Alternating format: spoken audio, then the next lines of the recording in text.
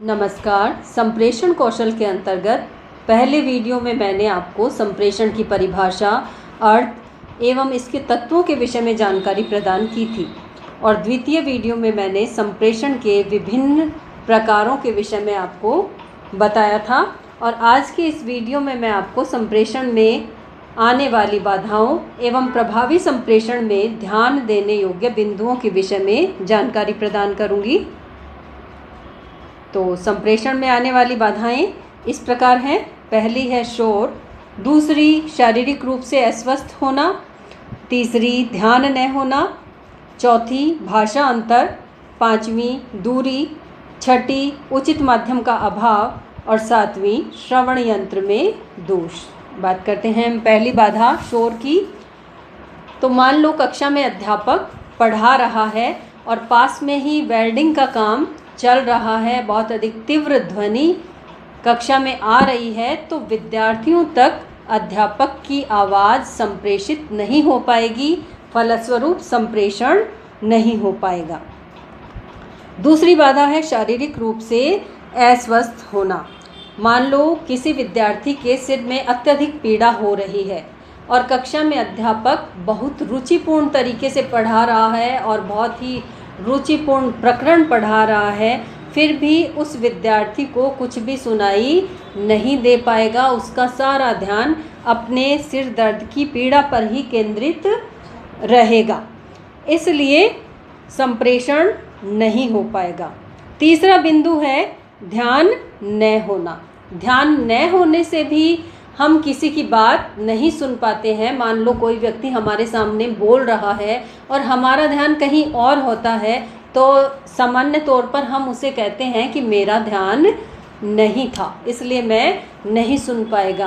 कई बार घर में कुकर की सीटियां बजती रहती है और फिर एकदम से हमारा ध्यान जाता है कि भाई कुकर की सीटी बजी या नहीं बजी। अरे भाई, फिर हम किसी से पूछते हैं कि भाई कुकर की सीटी बज गई क्या, कितनी बज गई।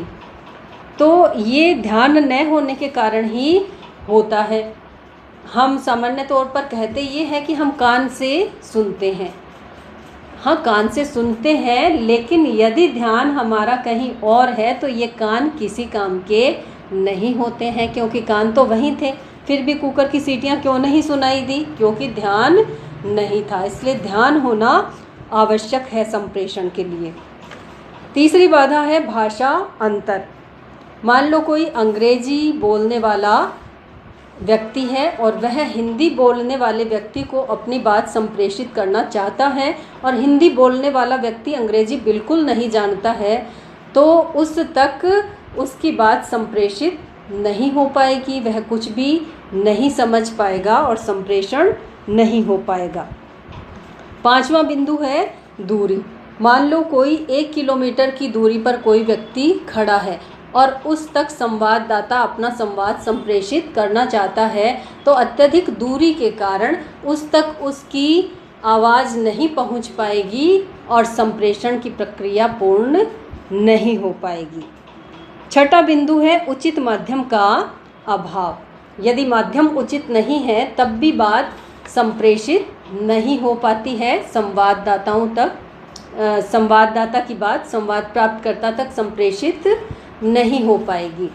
मान लो एक बड़ा सारा हॉल है और उसमें 400 बच्चे बैठे हुए हैं और संवाददाता बिना माइक के ही बोल रहा है, तो आगे की कुछ पंक्तियों में तो उसकी आवाज़ ठीक प्रकार से सुनाई दे पाएगी और पीछे की पंक्तियों में जो विद्यार्थी बैठे हैं उन तक उसकी आवाज़ नहीं पहुंच पाएगी, फलस्वरूप संप्रेषण नहीं हो पाएगा।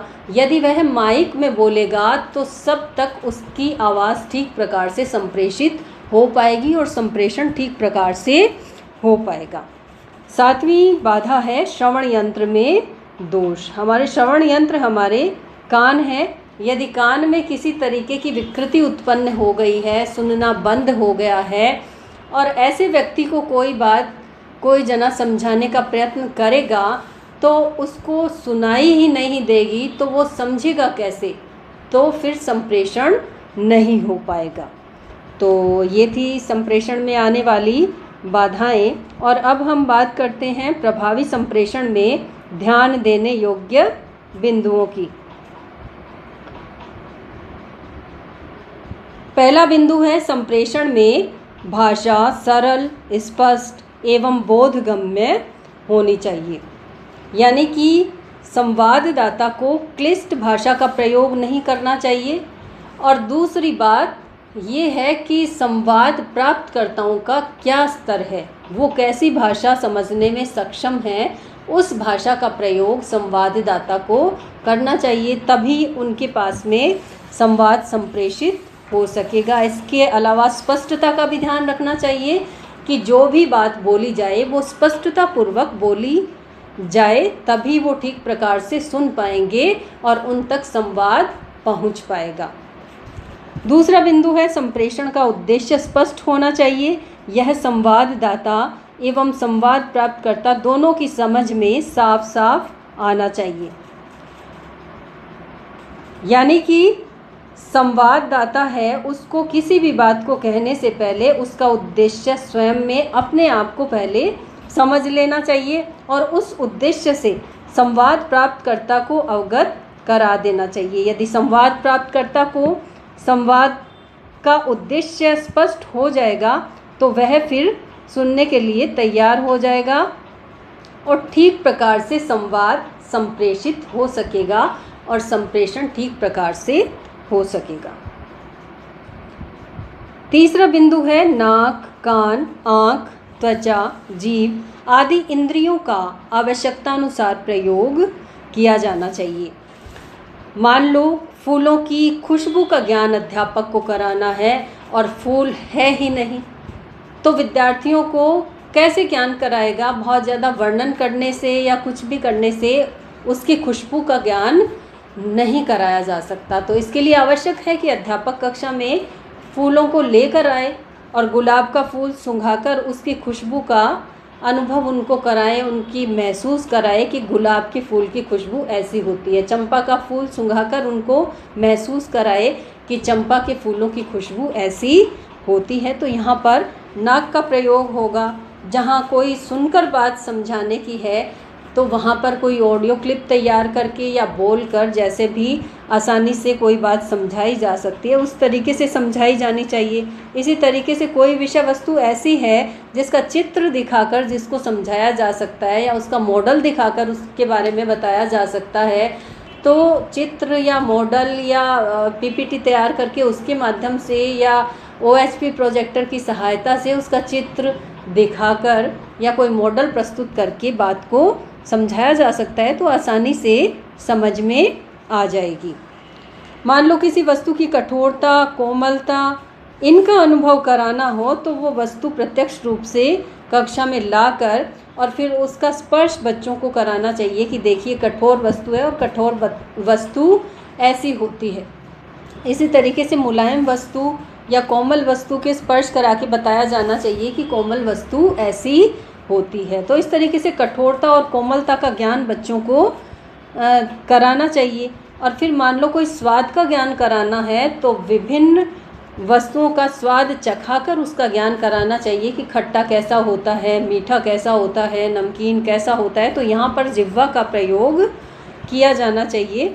तो इस तरीके से आवश्यकता अनुसार विभिन्न इंद्रियों का प्रयोग संप्रेषण के दौरान करना चाहिए, तब संप्रेषण की प्रक्रिया ठीक प्रकार से पूर्ण हो सकेगी। चौथा बिंदु है प्रसंगानुकूल उचित हाव भाव का प्रदर्शन भी विषय की स्पष्टता के लिए किया जाना चाहिए। मान लो कोई वीर रस की कविता के विषय में बता रहा है, पढ़ा रहा है अध्यापक और भाव एकदम उदासी के चेहरे पर है, तो फिर विद्यार्थियों तक वो बात ठीक प्रकार से संप्रेषित नहीं हो पाएगी, उसके भाव ठीक प्रकार से संप्रेषित नहीं हो पाएंगे। तो इसलिए अध्यापक के मुख पर वीरता के भाव झलकने चाहिए। पांचवा बिंदु है प्रदर्शन एवं प्रत्यक्ष क्रियाओं के माध्यम से भी संप्रेषण को प्रभावी बनाने का प्रयास किया जाना चाहिए। यदि हम प्रदर्शन की बात करें तो मान लो अध्यापक को पुष्प की संरचना के विषय में विद्यार्थियों को ज्ञान प्रदान करना है तो पुष्प को कक्षा में ले जाया जाना चाहिए और उसके विभिन्न भागों को दिखाते हुए उसके विभिन्न भागों की जानकारी विद्यार्थियों को करानी चाहिए।